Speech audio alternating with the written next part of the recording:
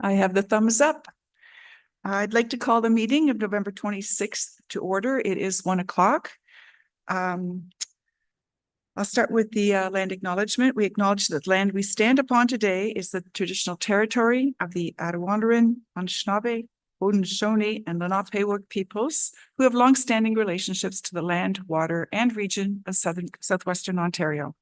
The local First Nations communities of this area include the Chippewas of the Thames First Nation, Oneida Nation of the Thames First Nation, and Munsee Delaware Nation. We acknowledge the treaties that are specific to this area. Treaty 2, McKee Purchase, Treaty 3, Between the Lakes Purchase, Treaty 6, London Township Purchase, Treaty 21, Longwoods Purchase, and Treaty 29, Huron Tract Purchase. We value the significant contributions both in the past and the present of local and regional First Nations of Turtle Island. We acknowledge the historic and ongoing injustices that our Indigenous peoples endure in Canada, and we affirm our commitment to honoring Indigenous voices, nations, and cultures, and to moving forward in the spirit of reconciliation and respect. I will now look for any disclosures of pecuniary interest. Seeing none, then we need to approve our agenda. The motion before us is that the agenda be approved. Oh, as amended, yes. The agenda be approved as amended on the screen. Look, thank you, Councillor Robb, Councillor Smybert, all in favor. And now we can move to the adoption of the minutes. We have the minutes from the November 12th, 2024 meeting of County Council, as well as the closed session minutes of the November 12th, 2024 council meeting.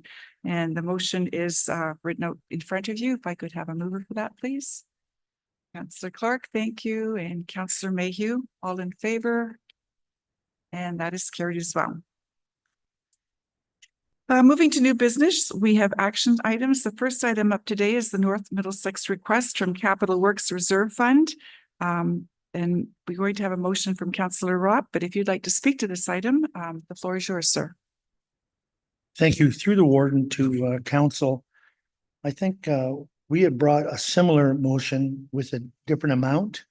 I think, and this is half, and I believe that this is more in line with traditional amounts that has been given out for this type of loan.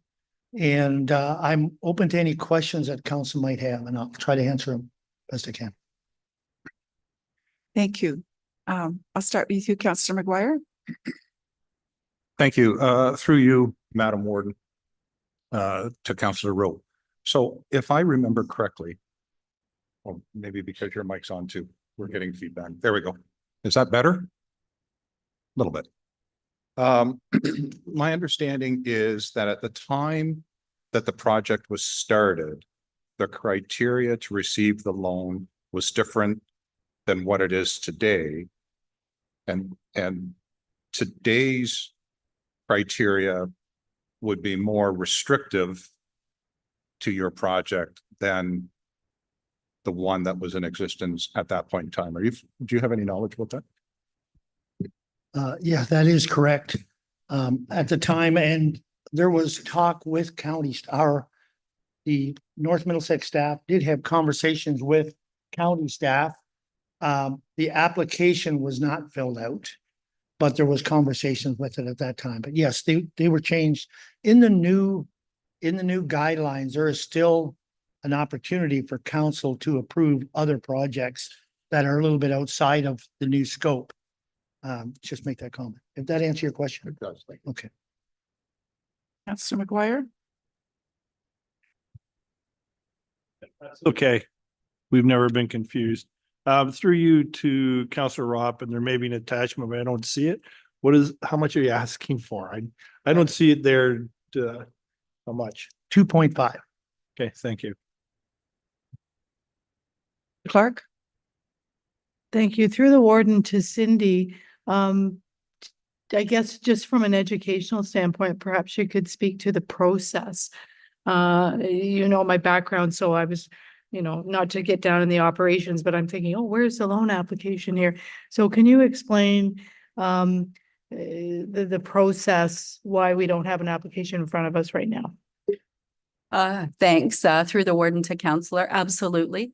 So in front of you today, because this is a little bit unusual, because we're asking for an exception to the existing loan program, is this what I would say be considered step one?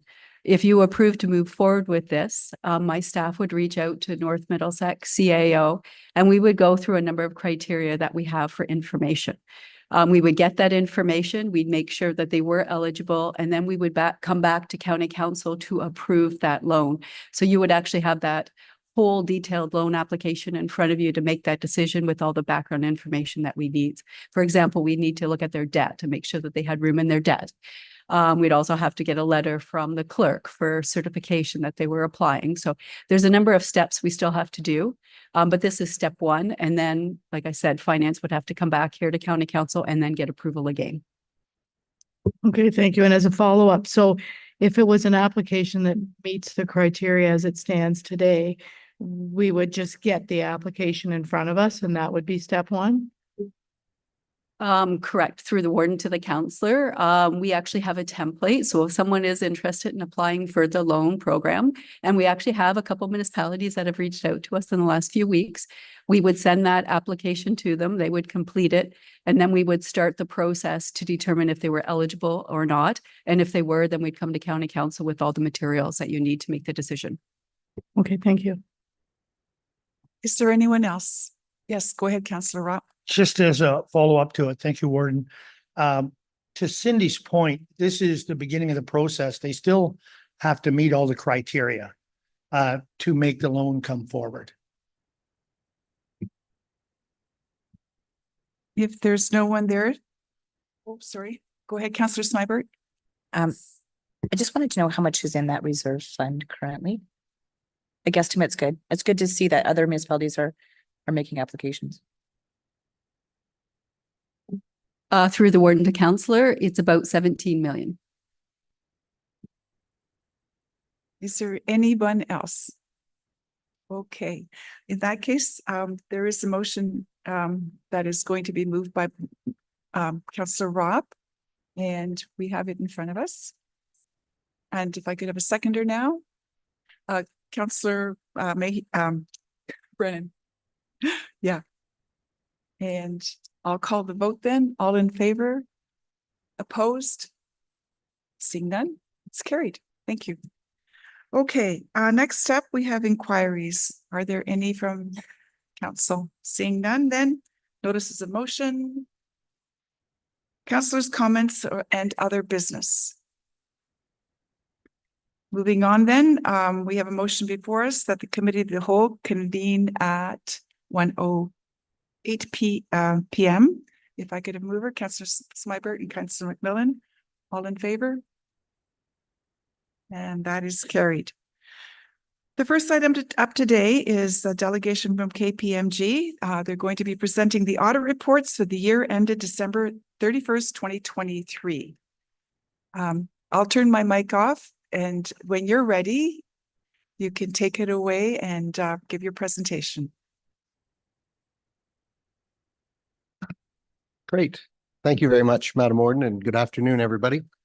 It's our pleasure to be here today to present our audit findings report, which is the very lovely, colorful document in your materials. We're going to work on the basis that it's been read and hit the high points as we go through. Dale's going to present the second half, so if you have any tough questions, keep them for him. But I want to start on page 4 of our presentation. Perfect, right there. Thank you. So these are the audit highlights throughout the document. We'll touch on each of these at various pages throughout, but a couple of things I want to bring your attention to. We've got materiality set at 2.5 million. We'll talk about that in a little bit. There's a couple of things, significant and unusual transactions, which we'll touch on, control deficiencies, and things here that are very similar to what you're used to seeing. Page 5. Technology highlights. As everything else in this world becomes more technologically dependent, so does our audit. It has incorporated a couple of new things for the 2023 audit from the 2022 audit, and there'll be a lot more to come 2024. So what AI does for the audit methodology, it actually doesn't make things faster. It actually gives us better audit evidence because we can look at the entirety of a population, not just a small subset of it. That's the real benefit of AI, but we'll keep updating you on the implementation of AI or an audit plan for next year. The status of our audit is on page 6. Right there. Okay, so as of November the 19th and updated for today, we still have a couple of things to do in bullet point number 1. Bullet point number 2 is complete. Bullet point number 3 is complete. Obviously, we're having our discussions with the group of you today. The statements will be approved and then the representation letter will be signed and issued to us by Cindy. So once those couple of things are done, we'll be in a position to issue our auditor's report. It is an unqualified audit report, similar to what the county has received from us for the past many, many years. Materiality is on page 7. I'm going to skip past the definition and actually go right to the calculation, which is on the following page. So you can see that financial statement materiality has been set at $2.5 million for 2023. We use total revenues, so you can see that the calculation is the same as it has been in years past. Just the revenues grow one year to the next, and therefore the number grows a little bit. What is really important to the group of you is that it's not that we report things to this committee that are errors or corrections or anything of that nature that are in excess of $2.5 million. We actually take that number, divide by 20. So anything that we find that's over $125,000 comes to this committee for approval in terms of corrected or uncorrected differences, which I think you'll all appreciate is a fairly small number relative to the size of the organization. I'm going to pass things over to Dale now to walk through the next few slides. Perfect. So picking up the next slide, just highlighting some of the significant risks in our audit approach. So management override of controls is a presumed risk under Canadian auditing standards. As it's a presumed risk, we have designed procedures to address it, mostly focused around journal entry testing. So we do a completeness roll of the entire population and select high-risk criteria and perform testing over that. So no concerns were identified from that testing. Next slide is just highlighting management, broad risk from revenue recognition. So just highlighting that, again, this is also presumed risk under Canadian auditing standards. It is a rebuttable risk. So given the entity, we've rebutted this risk, but just highlighting that we have continued to perform substantive testing procedures over revenue, but have not identified any specific fraud factors for it. The next few pages are some other areas that we've worked on throughout the audit. I won't go through in any details unless anyone has any specific questions on them.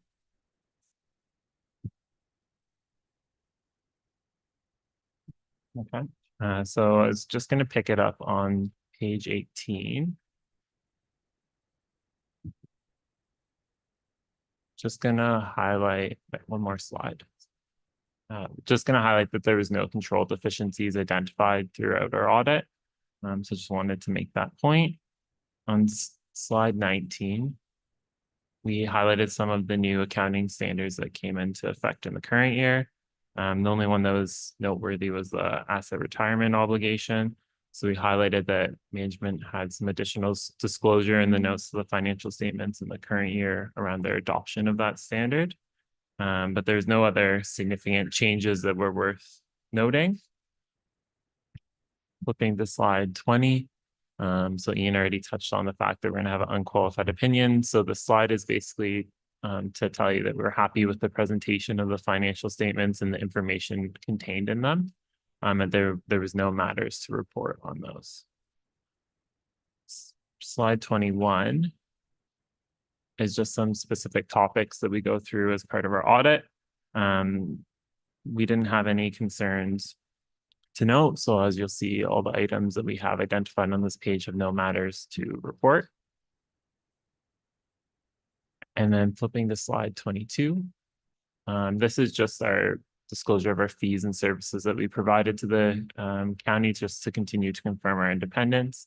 None of the services we provide have any impact on our independence. So we just include that to confirm our independence. And then the rest of the report is our appendices that we weren't planning on going through in any detail.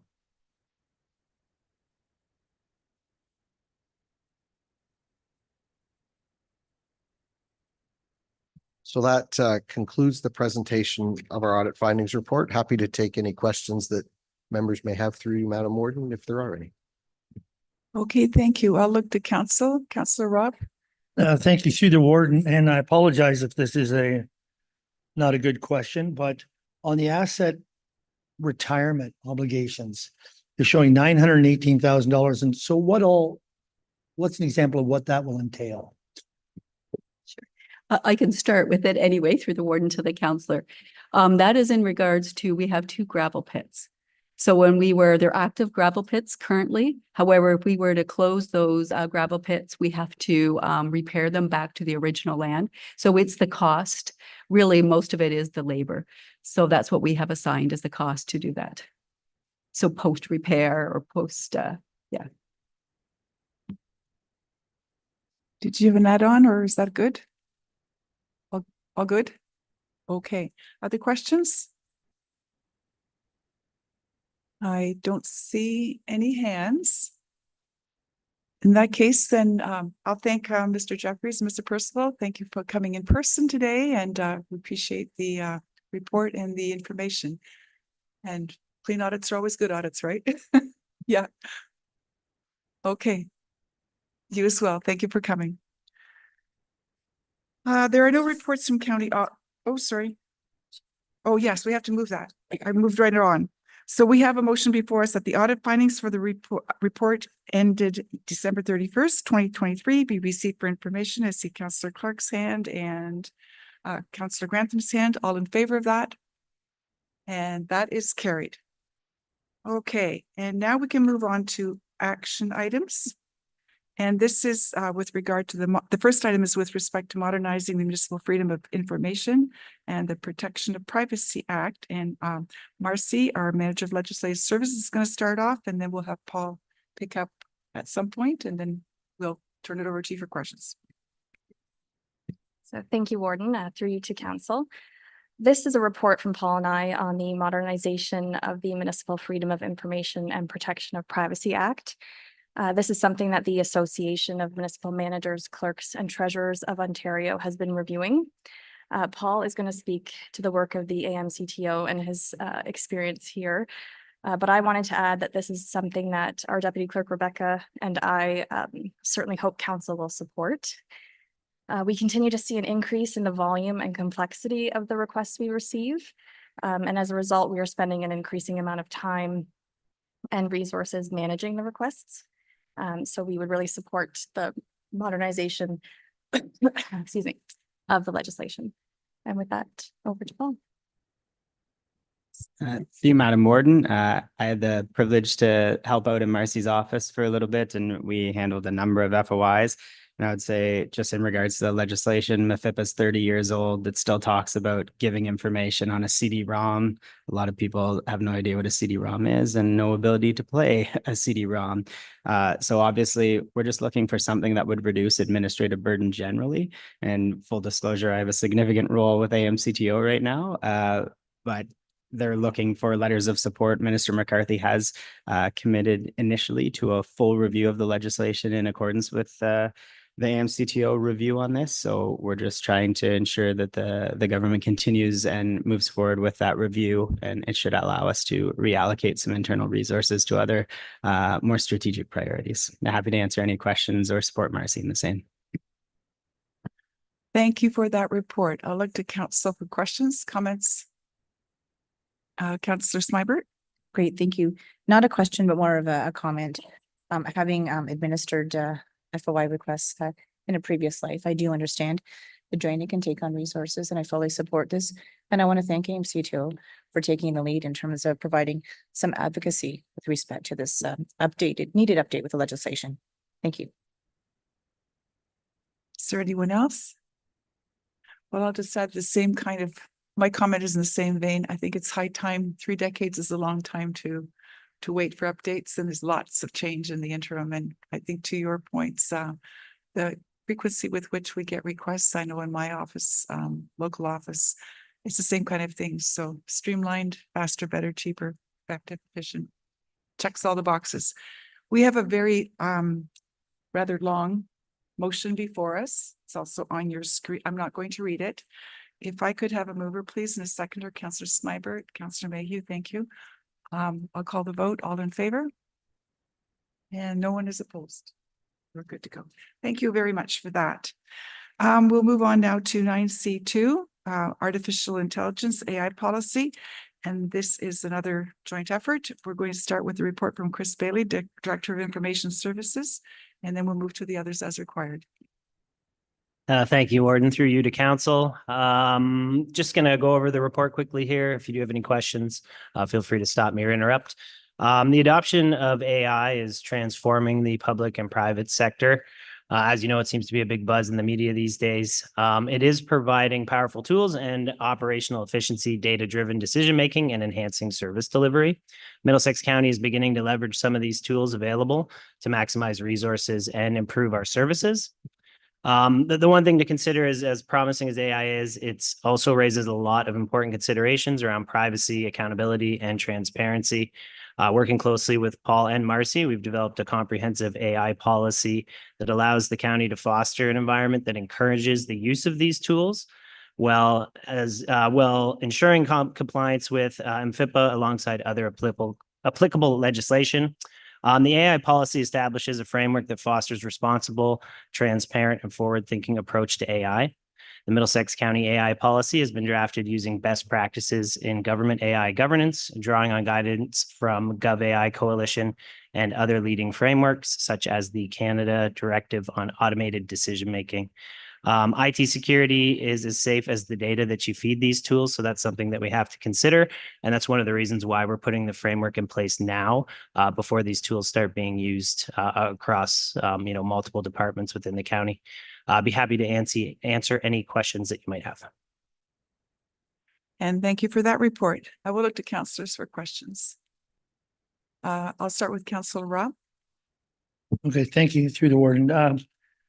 Chris, just clarification on when I look at the human oversight, is that something we're already doing, or is this a change in that policy? Sorry, could you repeat the question? On the human oversight, is this what we're already doing, or are we doing a change in that, how the oversight is?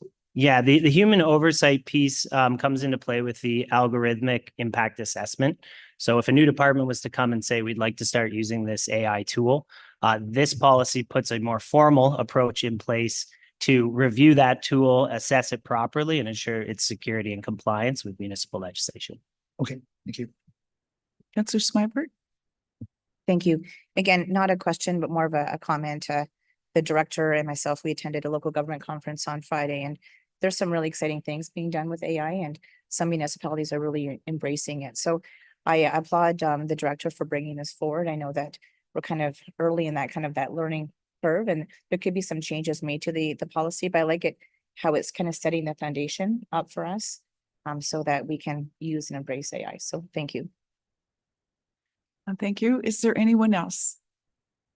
Seeing no hands, then the motion before us is that the Artificial Intelligence Policy Report be received for information and that the AI policy be approved. If I could have a mover, please, Councillor Smybert and Councillor Grantham, all in favor? And that is number 9C3, pardon me, is an award for a tender. And we'll look to Chris Trainey, our engineer, to deliver that report, please. Yeah, thank you, Madam Warden.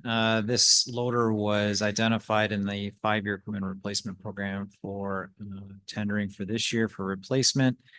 As council's aware, these types of equipment have a long lead time. This one, as you can see in the report, is up to 6 months.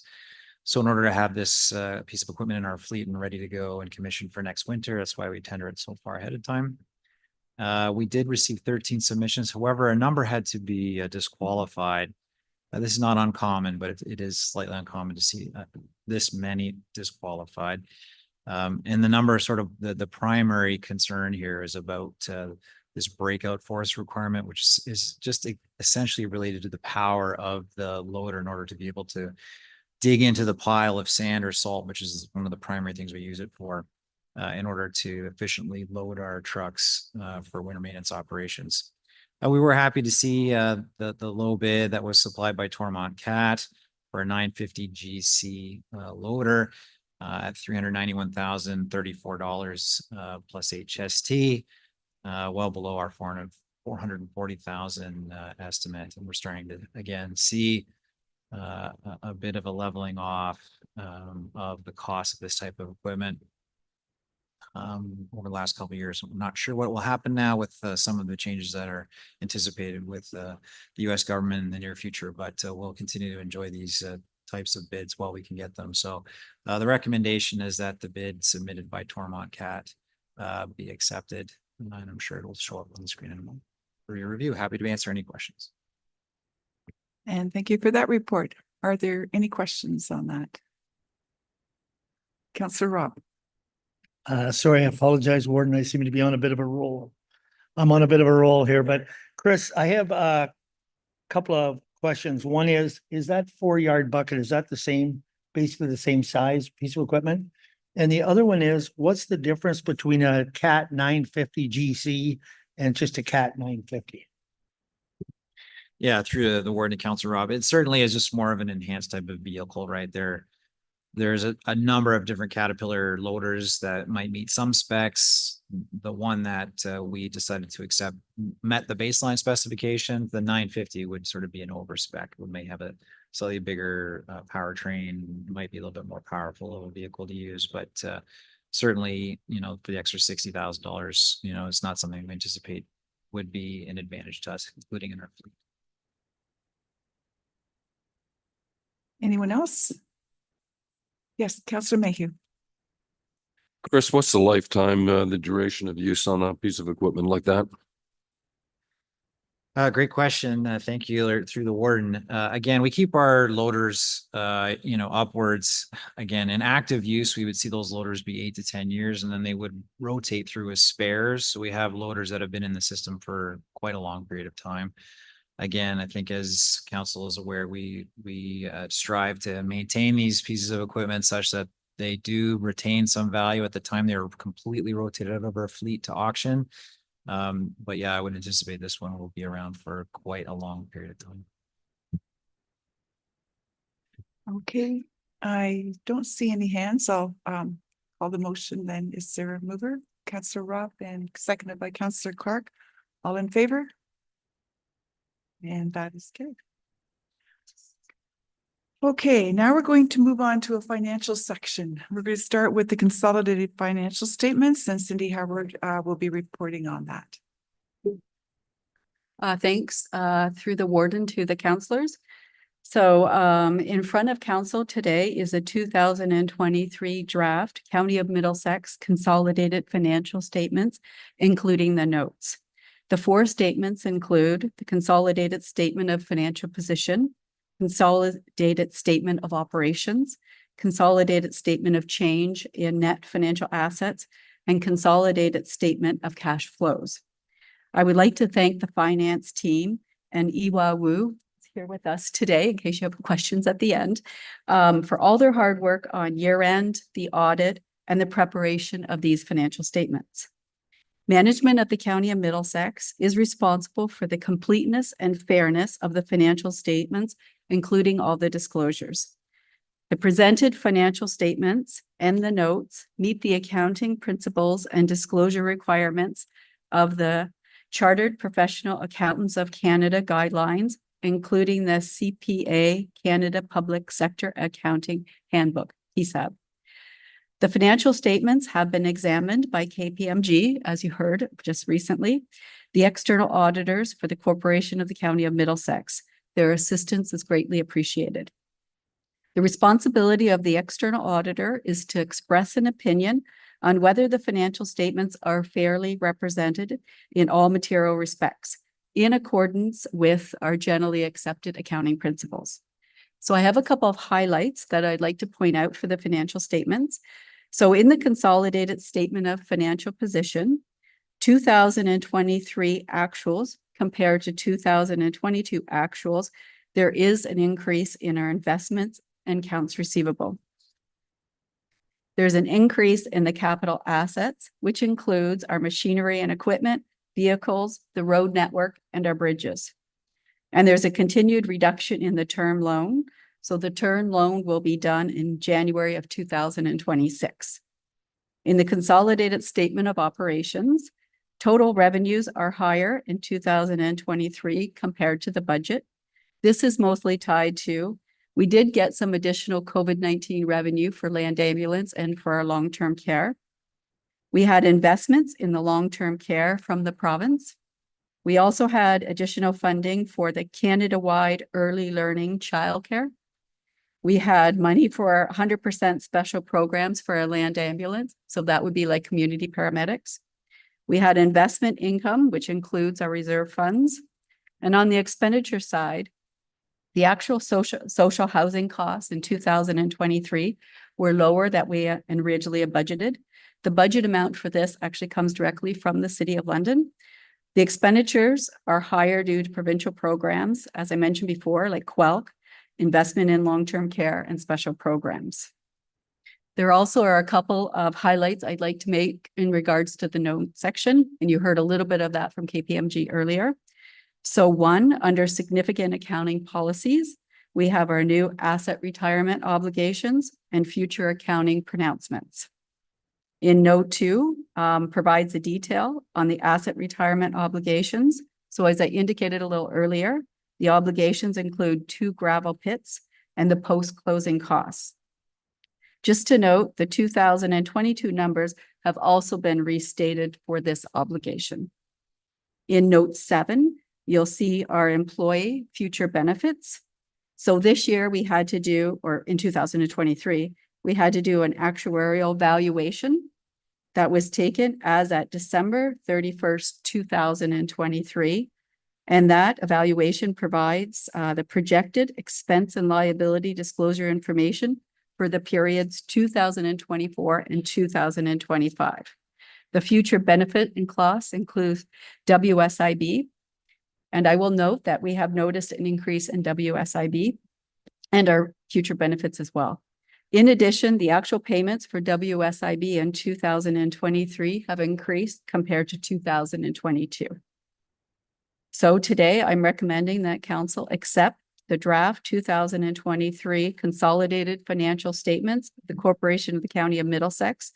And once they are finalized, we post those on the county website. Happy to answer any questions that you may have. Thank you, Cindy. Council, are there questions on this report? I don't see any hands. In that case, the motion before us is that the 2023 consolidated financial statements be received for information, and that the 2023 consolidated financial statements of the Corporation of the County of Middlesex County be accepted, and that the 2023 financial statements be posted on the county's website. Councillor Smybird and Councillor McGuire, thank you. All in favor? And that is carried. And if you'd like to continue now with Cindy with the trust statements, that's next. Thanks, through the warden to council. Just so you know, next year I'm planning to put all of the financial statements together and then have an overall report at the beginning of that. So it's kind of one of my efficiencies as we go forward, and hopefully I can provide some different kind of information as well.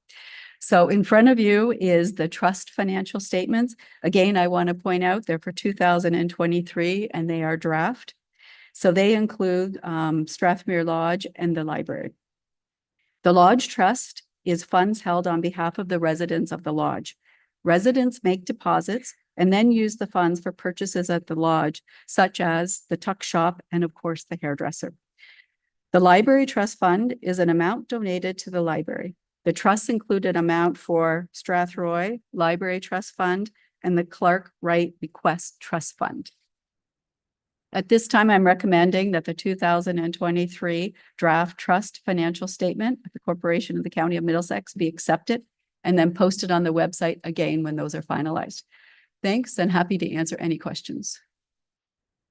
Thank you for that one. Is there any question on anything there? I'll start with you, Councillor McGuire. Thank you, Madam Warden. Through you to the Director. On, or in regards to the Clark Wright Estate, $25,000 fund.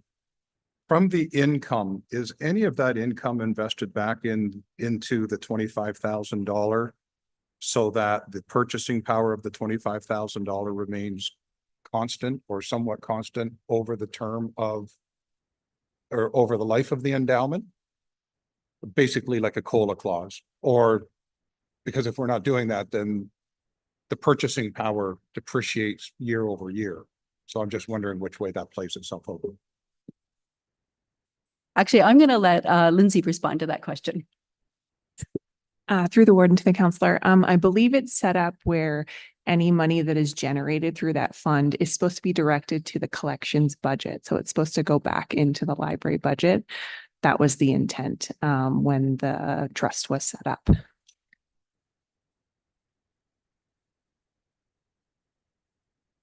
Did you want to add or clear? No, you're okay.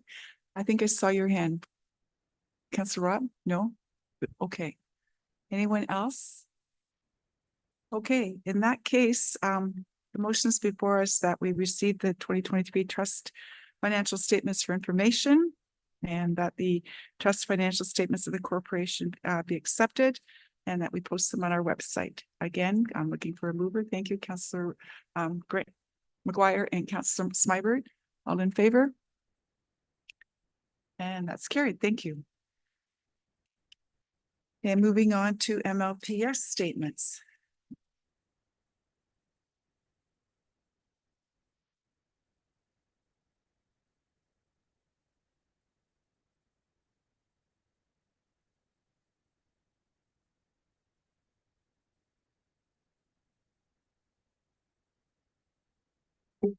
Thanks for the warden to council. Sorry, I was jumping ahead to the next set of financial statements. I just want to make a note in reference to what Lindsay just mentioned. Yes, that actually is what happens with the trust account. So the 2023 financial statements for Middlesex London Emergency Medical Services Authority consist of 4 statements and the notes. The financial statements reflect the activities during 2023. 2023 continued to be a busy year for emergency services. There are a couple items that I would like to highlight in these financial statements. Under the statement of operations shows that the actual grant received from the province of Ontario was greater than the budget. This revenue includes our special programs such as offload nursing, community paramedics, and neonatal. I want to note that these special programs are in fact 100% funded by the province. Funding from the province also included some one-time funding for COVID-19 related expenditures. There was also an increase in expenditures for salaries and benefits, supplies, contracted services, and vehicles and equipment compared to the budget. These costs reflect the growing need and demand in the service and of course the special programs. The last item I want to highlight is note 2, post-employment benefits and WSIB. Similar to what I talked about in the consolidated financial statements, an actuarial valuation was undertaken as at December 31st, 2023, and provides projected expense and liability disclosure information for the periods 2024 and 2025. These costs are increasing. In addition, the actual payment to WSIB increased in 2023. At this time, I'm recommending that the draft financial statements be approved and happy to answer any questions. I will make one final note that once these financial statements are no longer draft, but are final, they actually will go to the authority board as well. Thank you. I see Councillor Grantham's hand. Yeah, thank you through you, warden, and Cindy, you may have anticipated my question, but that was going to be my question. Has this been put in front of the authority board yet? And if not, then my motion would be to refer them back to the authority board for their approval before it comes back to county for our acceptance. If there's a reason for that, I would like the board, who are the governance body, to see it first and approve it at their end before it comes back to council to allow their input first. So that is my motion. If somebody would second it, that it be referred back to the authority board for their approval, then come back to the county council for our approval.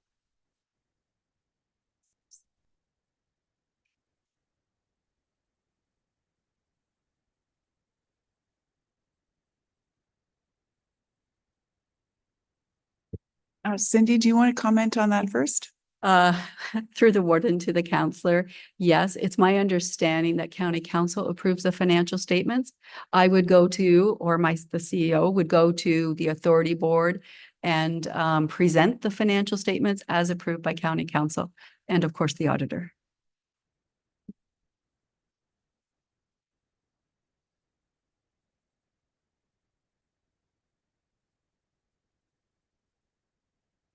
I'm thinking, and I accept that warning wasn't to be contrary. I just looking in terms of governance and procedure, that from my standpoint, I would want the authority board to approve it first and come back that they're okay with it. So again, Warden, I wasn't trying to be contrary, just in terms of governance and procedure, I think it should go in front of the authority board first for their approval, then come back. It just seems turned around to me, Warden, as to the approval process. I'll look to the CAO for comment. Yeah, I appreciate what Councillor Grantham was trying to do, and he mentioned governance and trying to get governance right. In this particular case, I think Cindy described the governance process correctly in that county council is responsible for these statements, and where the board steps in is in a different area. And it has to do with everything from how the CMSM agreement is and what council's responsibility is versus the board. But I would agree with Cindy's statement that these documents are primarily county councils, and we're just informing the board of those by the way the governance model is set up. But I definitely appreciate what you're trying to say about governance. I think this is just on your side of the line versus the board side of the line in this case. We do have a meeting on it's either going to be on the 3rd or 4th of December for MLPS board, and these documents will be presented to them there. And if there are anything that they have there, those questions would come back to Cindy, and we'd certainly make council aware of them. But I do agree with Cindy's suggestion that they rightfully are here first, and we can talk more offline about why that's the case.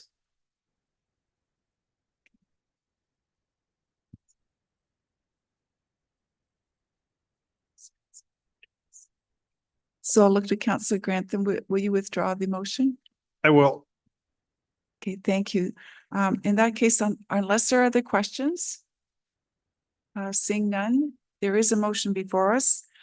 As printed, this one's just different, though, as the last paragraph notes, the auditor's report will go to the PMS, Paramedic Services Authority Board agenda.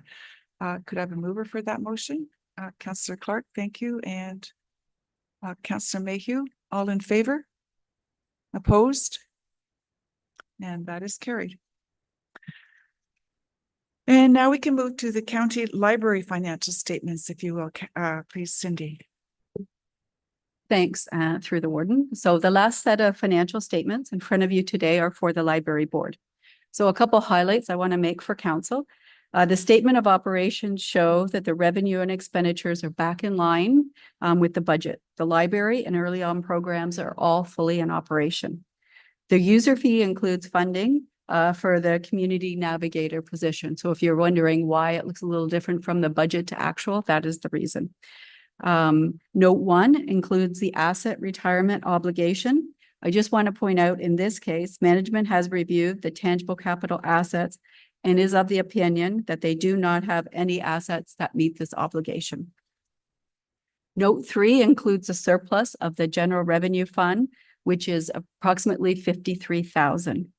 At this time, I'm recommending that the draft financial statements be approved and the surplus be applied as outlined in the report.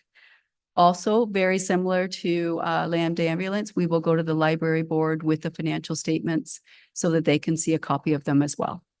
Thanks, and I'm happy to answer any questions. And thank you for that report. I'll look to council. Are there questions on this? I don't see any hands. Then there is a motion before us. If I could see it, I have mover, please, Councillor McGuire, and a seconder. Councillor Grantham, thank you. All in favor? Opposed? And that was. Okay, and now we have the 2023 surplus report. Floor is yours, Cindy, when you're ready. Thanks, through the warden to counselor. So this is the final report for the 2023 information. So this report outlines a surplus for the county of Middlesex for the 2023 year. The county had a surplus of approximately 3.8 million. This surplus was a result of a number of reasons. So on the expenditure side, things like travel, convention, and training were lower than expected for a number of our departments. County received additional interest revenue as a result of higher interest rates in 2023. There was additional supplementary tax revenue that we received. I know that all of you know that we had great growth in Middlesex County for the last number of years. And we also had actual expenditures for our social housing were lower than what we had originally budgeted. We also have higher than budgeted provincial revenue for our long-term care, which includes our case mix index and new funding as part of the province of Ontario's continued investment in improving services in long-term care. That one's important to point out because a lot of times we don't actually know the exact amount of funding that we're going to get until after our budget is approved. As part of the 2024 budget process, the Budget Committee and Council recommended and approved, one, the use of the library surplus to be used towards the library 2024 budget. The surplus from social housing be applied to the 2024 budget, which was roughly $1 million. And that the surplus be used to offset the costs of the lodge roof repair and the Economic Development Corporation strategy costs. After the transfer, the balance in the tax rate stabilization will be over 10.9 million. I just want to point out that if any additional costs for the economic development strategy are realized in 2024, and as we reconcile all of our accounts, they will be just funded from the tax rate stabilization. I think it's important to also reflect on all of the investments made by council that make up the expenditures in the financial statements as we wrap up 2023. This happened under the leadership of our council, our CAO, Bill Rayburn, and all of the department heads. In social services and the library, the accommodation program and our community navigator position continue to be best practices, and we were successful in getting additional funding for our new Early On Child and Family Center at River Heights. That's in Dorchester. In childcare, we had the new Canada-wide Early Learning and Childcare, also known as QUELC, was being implemented. This is a great benefit to our community and families as childcare fees will be reduced. There was additional building growth and population growth across the county, which really kept our planning department busy. We had system enhancements and additional staffing at Land Ambulance and positive results from our community paramedic program. Increases in ridership on Middlesex Connect and investments in our road and bridges to keep them in good repair. And finally, our Blacks Bridge replacement in North Middlesex. At this time, I'm recommending that the year-end surplus from 2023, as outlined in the report, be transferred to the tax rate stabilization reserve, which is consistent with what we've done for prior years. I'd also like to point out that the tax rate stabilization is used to mitigate future budget impacts. Thanks, and happy to answer any questions that you may have. Are there any questions on that report? I'll start with you, Councillor Grantham. Yeah, thank you, Warden, through you. And I had a previous discussion with Cindy about this. It dawned on me too late last year to bring up the subject of housing and money for housing in the county. I'm sure all of our communities are looking for some type of affordable housing. We hear it. So my question was, at what point in time can we take some of the surplus and allocate it towards a housing project in the county, Cindy? So that's it's more of a comment that I understand the need for the tax rate stabilization, but there's also a need in the county for housing. And at some point in time, we're going to need to invest in a project. So any money we could set aside now to help with that project, I think would be very helpful, whatever that fund may be. So it's more of a comment, Warden. I didn't know if Cindy wanted to comment on my comment. Thanks to the warden to counselor. I can jump in and if Dirk wants to have add anything, but included in the 2005 budget will be a business case that's in response to the work that we did previously when we were looking at the housing and the housing needs, the attainable housing needs in the community. So maybe that will address what you're looking for, counselor. Otherwise, another appropriate time would be when we're coming forward to talk about the 2024, if we have a surplus or not in that budget. Just Warden, just my comment. I was looking for a fund for bricks and mortar. So that's what I'm looking for, Warden, is a bricks and mortar fund, if such a thing is possible. And Councillor Ropp, I thought, yeah. Yeah, floor's yours. thank you. I'm just wondering, Cindy, do you know if we put this amount into that fund, what the balance would be this time?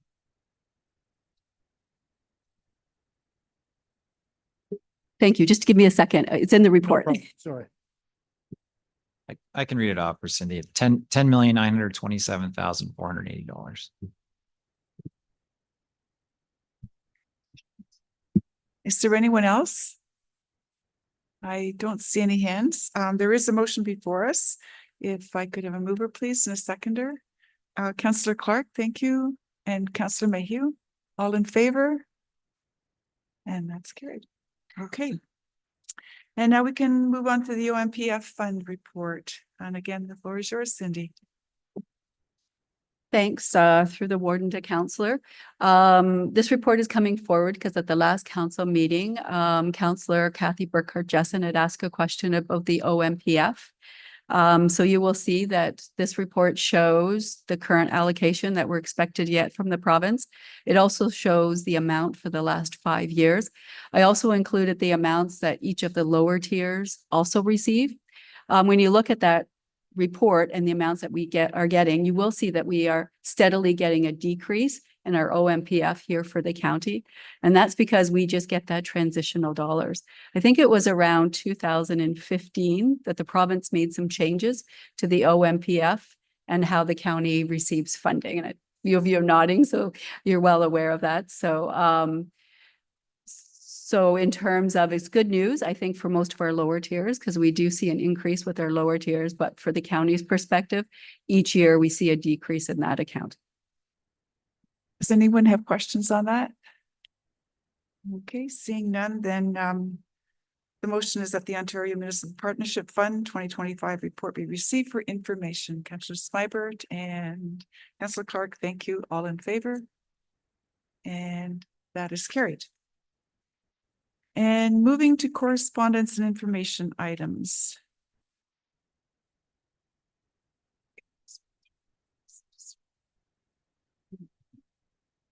Yeah, is there any question on any item here? Or comments? Okay, if there is nothing, then we have a motion before us that items 9D1 through D3 be received for information. Councillor Smybert and Councillor McGuire, thank you. All in favor? And that is carried. Okay, and now we will move into closed session. There's a amended motion coming up on the screen. Councillor Clark's moving it.